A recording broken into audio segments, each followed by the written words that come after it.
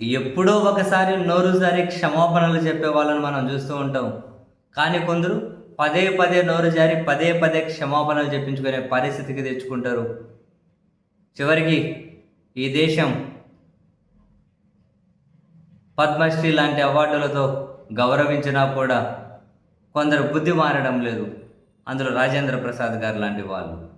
అరే పెద్ద మనిషి పెద్దరికం నిలుపుకునే విధంగా ప్రసంగాలు చేయాల్సినటువంటి ఈయన పదే పదే ఎందుకు నోరు జారుతూ ఉన్నారో, ఎందుకు అలా మాట్లాడతారో చాలాసార్లు అర్థం కాదు.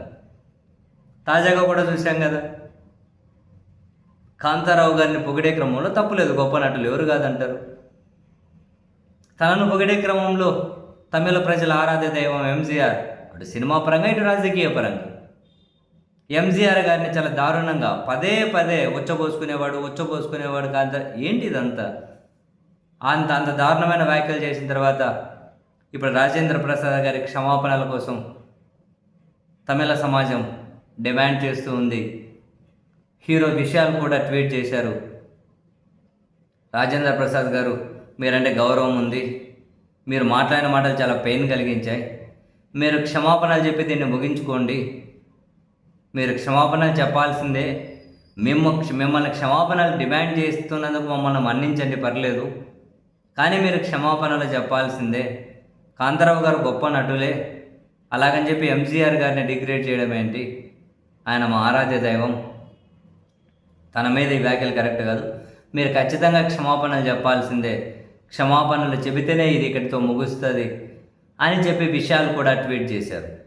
విశాల్ ట్వీట్ చేసిన తర్వాత ఏది తమిళ్లో మరికొంతమందికైనా తెలిసిపోయింది, తమిళ సమాజం తీవ్రంగా కన్నెర్ర చేస్తూ ఉంది. రాజేంద్ర ప్రసాద్ గారు తప్పదు, తెలుగు సినిమా పరిశ్రమ ఓవరాల్గా వివాదాలకు వెళ్ళే పరిస్థితి నేను తీసుకురాకుండా పోయిపోయి ఇక్కడ వాళ్ళని ఎవరిని అనకూడదు, పోయిపోయి మళ్ళీ తమిళ ఎంజీఆర్ గారిని అనేశారు. ఎందుకు ఇవన్నీ అవసరమా? ఇంతవరకు తెచ్చుకోవడం ఎందుకు, నోరు జారడం ఎందుకు? బాధాకరం.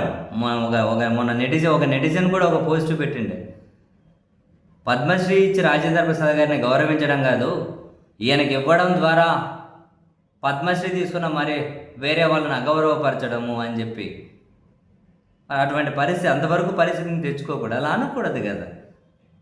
ఎంజీఆర్ గారు లాంటి వాళ్ళని అట్లా అంటే ఏమొస్తుంది, ఎందుకు ఇలా మాట్లాడతారో ఏంటో. మళ్ళీ ఈరోజు రేపు క్షమాపణలు చెప్పక వేరే ఆప్షన్ ఉన్నట్లేదు రాజేంద్ర ప్రసాద్ గారికి.